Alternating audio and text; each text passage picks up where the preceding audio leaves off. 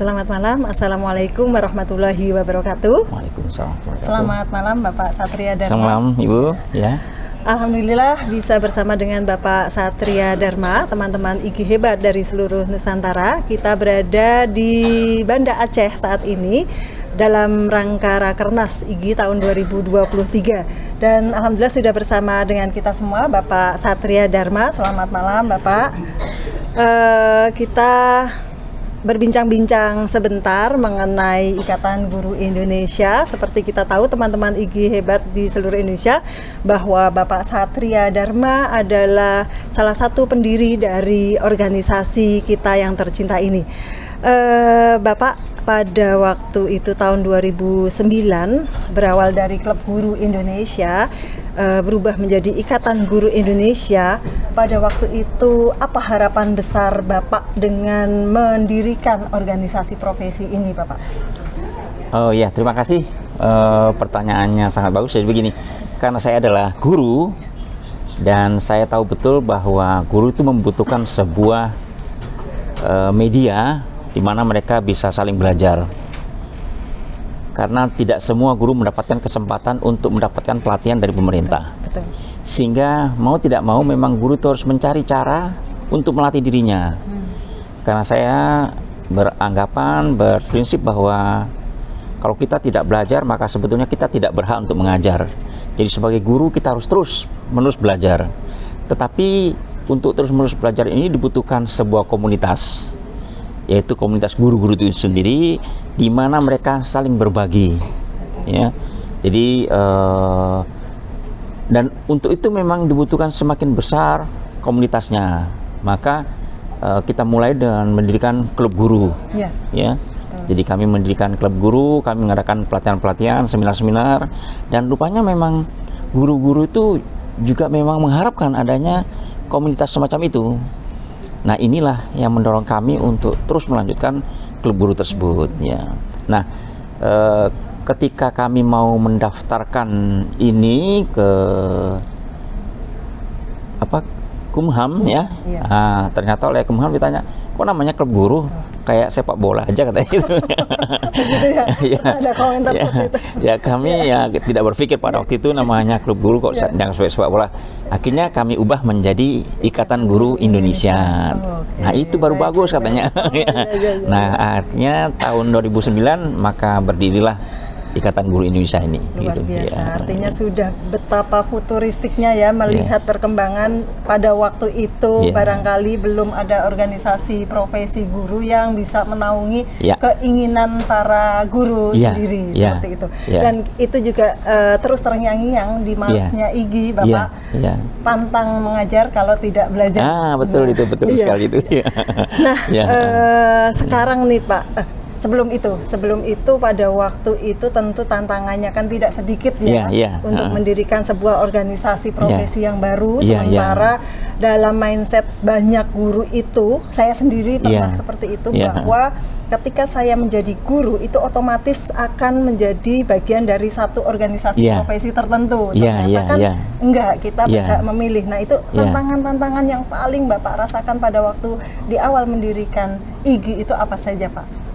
Sebetulnya kalau tantangan bagi kami para pendiri tidak sebesar tantangan para pengurus yang ada di bawah. Kenapa?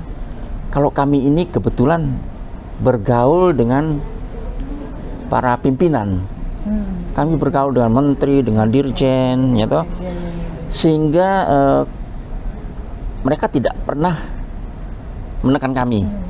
Kalau saya berteman baik dengan semua, ya, dan mereka tahu juga bahwa saya tidak punya pretensi apapun, sehingga saya tidak pernah mendapatkan tekanan apapun.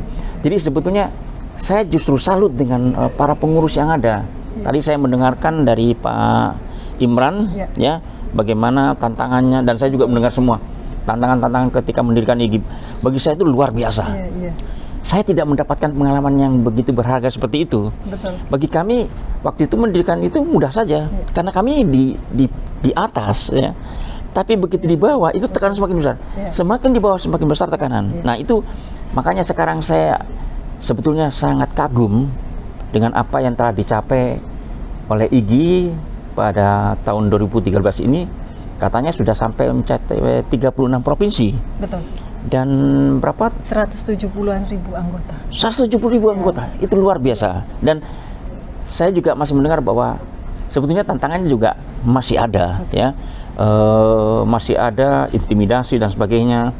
Tapi guru-guru IGI tampaknya mereka sudah bertekad bahwa mereka akan maju, ya, karena mereka merasakan bahwa ini adalah perjuangan mereka. Mereka ingin mencerdaskan diri mereka, ingin mencerdaskan siswa mereka, ingin agar pendidikan ini menjadi lebih baik, dan apapun tantangan yang mereka hadapi, mereka akan mau hadapi. Jadi saya sebenarnya mau menyampaikan penghargaan yang setinggi-tingginya untuk para pengurus yang telah mengalami banyak kesulitan, hambatan, tantangan dalam pusaran kekuasaan. Iya, betul. Saya tahu kalau di daerah itu pasti tekanannya lebih besar daripada kami yang di atas. Ya, ini. Jadi kalau saya tidak merasakan, kami hanya merasakan kesenangan saja pada waktu pendidikan itu, dan kami mendapatkan dukungan dari mana-mana waktu itu. Ya, kami ke daerah pun dapat dukungan. Tapi di bawah malah susah untuk itu, ya. Nah, itu kira-kira. Ya, jadi seperti yang ternyata Bapak juga masih terus mengikuti perkembangan IGI. Alhamdulillah kita sudah di semua provinsi di Indonesia dengan anggota yang sekian ribu. Selanjutnya bagaimana Bapak melihat pencapaian tersebut? Kemudian barangkali ada harapan-harapan yang Bapak lihat belum capai, kemudian juga apa pesan-pesan bagi kami? Oke. Jadi begini, tantangan di dunia pendidikan itu tidak akan semakin mudah, pasti akan semakin berat. Apalagi di dunia yang semakin datar ini, harapan kepada guru itu semakin besar. Bukan hanya harapan, bahkan ada juga skeptisisme. Jadi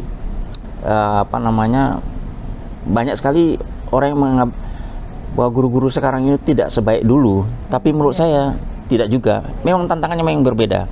Itulah makanya saya selalu bangga dengan guru-guru IGI, karena mereka selalu belajar. Orang yang selalu belajar pasti akan maju, walaupun sedikit, tapi dia terus maju. Beda dengan orang-orang atau guru-guru yang sudah merasa dirinya sudah merasa zona nyaman dan merasa tidak perlu lagi meningkatkan kompetensinya, maka dia pasti akan turun. Bukan hanya stuck, tapi dia pasti akan turun. Nah, ini tantangan bagi kita.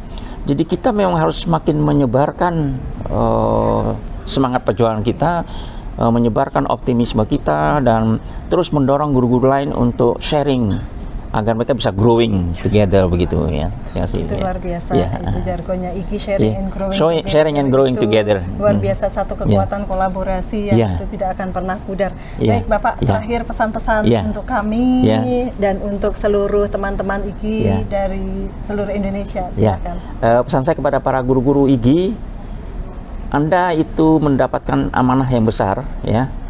Saya senang sekali mendengar bahwa pemerintah semakin mempercayai IGI. Tapi ingat bahwa itu juga adalah amanah.